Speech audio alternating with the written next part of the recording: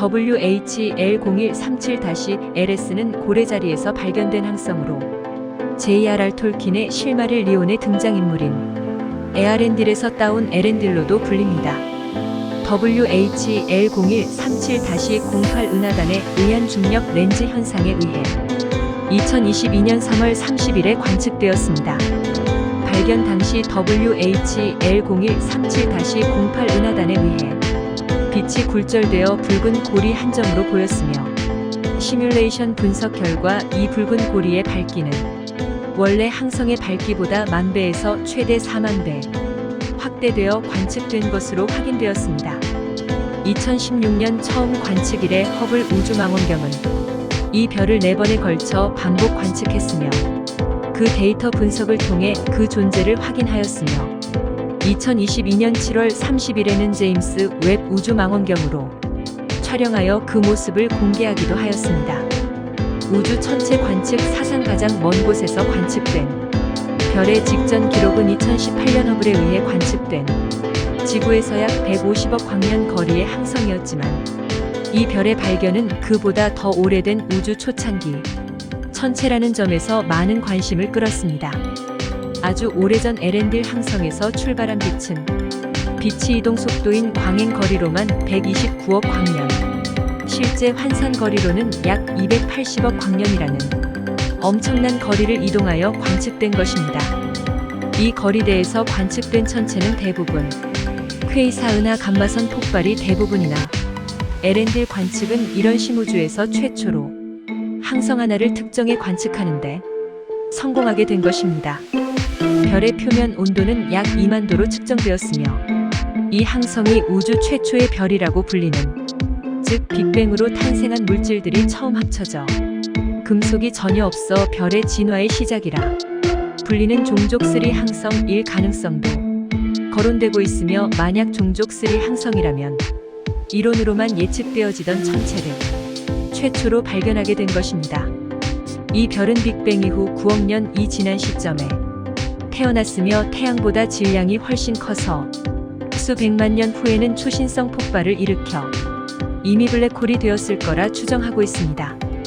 최원거리 은하는 GN-Z11이라 불리는 원시 은하로 도쿄대 소속 천문학자팀이 칠레의 팔로마 천문대의 비스타 망원경을 통한 관측을 통해 우주의 6분위 자리에서 희미한 은하를 발견하고는 스바루 망원경, 스피처 우주 망원경, 영국 적외선 망원경 등과 연계하여 약 1200시간을 더 관측하여 2022년 4월 7일 천체물리학 저널과 영국 왕립천문학회 서신월보에 보고되었습니다. 이 천체는 지금까지 발견되어 분광학적으로 최종 검증을 완료한 은하들 중 가장 멀리 떨어진 은하라는 타이틀을 가지고 있습니다. 적색 편의는 Z13.27로 역산을 해보면 빛의 광행거리는 약 134억 7천만 광년으로 빅뱅 이후 약 3억 3천만 년의 시기에 이 은하에서 나온 빛이 출발한 것으로 보입니다. 과학자들은 관측된 빛이 얼마만큼 붉어졌는지를 계산해 약 135억 년 전의 빛이라는 분석 결과를 발표하였습니다. 현재 이 은하까지의 거리는 약 333억 광년이며 이것은 우주의 나이가 2%밖에 되지 않았을 때의 빛이란 걸 의미합니다. 그리고 이 은하 중심에 있을 것으로 추정되는 블랙홀은 태양 질량의 약 1.2억 배 정도로 활동성이 매우 높은 퀘이사로 추측되어져 가장 오래된 블랙홀의 기록도 약 5억 년을 앞당기게 되었으며 초기 우주에서 초대 질량 블랙홀의 성장 과정을 확인할 수 있게 되었습니다. 최원거리 감마선 폭발인 GRB090423은 302억 광년의 거리에서 131억 년 전 감마선 폭발이 관측되었으며 가장 멀리 떨어진 퀘이사는 J2031-3-1806으로 296억 광년 거리입니다. 이처럼 상상만으로도 무지막지한 거리와 시간을, 특히 과거의 빛을 탐지하고 역으로 광원의 거리와 시간을 알아내는 방법 중 하나가 빛의 적색 편의를 계산하여 알아내는 것입니다. 각 화학 원소는 엄격하게 정의된 주파수에서 전자파를 흡수하거나 방출합니다. 그리고 각 화학 원소는 스펙트럼에서 고유한 선 패턴을 형성하며 이는 스펙트럼 분석에 사용됩니다. 일반적으로 전자기 파이가 시광선 영역에서는 파장이 길수록, 즉 진동수가 작을수록 물체가 내는 빛의 스펙트럼이 붉은색 쪽으로 치우치게 됩니다. 특정 천체의 선 스펙트럼을 분석하면 스펙트럼의 패턴을 보고 구성된 물질들의 분포를 파악할 수 있으며 구성물질의 원래 스펙트럼 파장보다 관측된 흡수선의 파장이 길면 적색 편의에 해당하게 됩니다. 즉 물체가 내는 빛의 파장이 여러 원인에 의해 처음보다 길게 늘어나 보이는 현상을 말합니다. 아주 멀리 있는 우주 천체에서 나오는 복사의 주파수는 변화될 수 있으며 더 오랫동안 공간의 팽창을 겪을수록 파장의 늘어짐과 빛의 붉어짐이 더 뚜렷하게 관측되어집니다. 이에 따라 천문학자들은 지구에 도달한 천체의 빛이 원래보다 얼마만큼 붉어졌는지를 측정함으로써 해당 천체에서 관측되는 빛이 얼마나 오래전에 발생한 빛인지, 얼마나 멀리 떨어진 곳에서 온 빛인지를 알 수 있는 것입니다. 빛의 속도는 일정하기에 더 오래된 빛일수록 더 멀리 떨어진 천체에서 온 빛을 의미하며 가장 오랜된 천체의 발견 역시 유독 강한 붉어짐을 보이는 천체를, 다시 말해 더 오래전 빛을 보내오는 천체를 연구하는 데에서부터 시작이 되었습니다. 물체가 내는 빛의 스펙트럼이 붉은색 쪽으로 치우친다는 의미에서 이런 현상을 적색편이라 부르며 우주에서는 천체가 원래 내는 빛이 파장과 파동의 진동수가 줄어들며 원래의 파장보다 늘어나 보이는 현상을 말합니다. 적색 편의에는 여러 요인이 있습니다.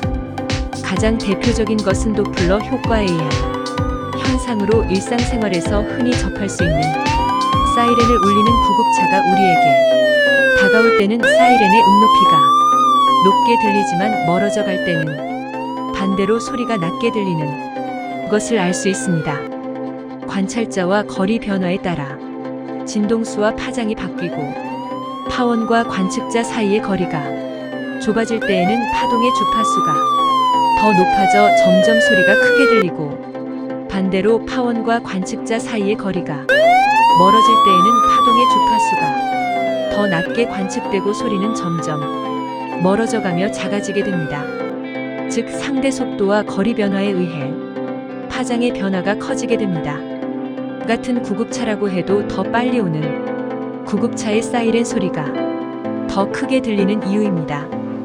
우주에서도 관측자로부터 천체 대상이 멀어지는지 또는 가까워지는지에 따라 도플러 효과가 다르게 나타나고 있습니다. 우주에서 빛이 진동하며 퍼져나가는 파동이라는 현상과 밀접한 관계가 있으며 진동을 느끼는 관측자와 진동이 만들어진 파원의 상대적인 운동으로 처음 만들어진 파원의 진동수와는 전혀 다른 진동수를 관측자가 관측하게 됩니다. 이를 이용해서 허블은 지구로부터 멀어지는 은하에서 도플러 효과를 발견하였습니다. 빛을 내는 천체가 관측자로부터 멀어지는 경우 빛의 파장이 길어지는 현상을 발견한 것입니다.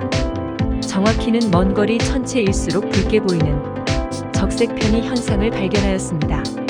이 발견은 팽창 우주론의 근거가 되는 허블의 이론의 중요한 증거가 되었으며 이는 20세기 천체 물리학에서도 엄청난 발견으로 꼽히고 있습니다. 다음은 우주론적 적색 편의로 공간의 팽창 자체 때문에 빛의 파장이 길어지는 현상으로 지구에서 수백만에서 수십억 광년 아주 멀리 떨어져 있는 천체들에서 온 빛에 의해 관측되어지고 있습니다.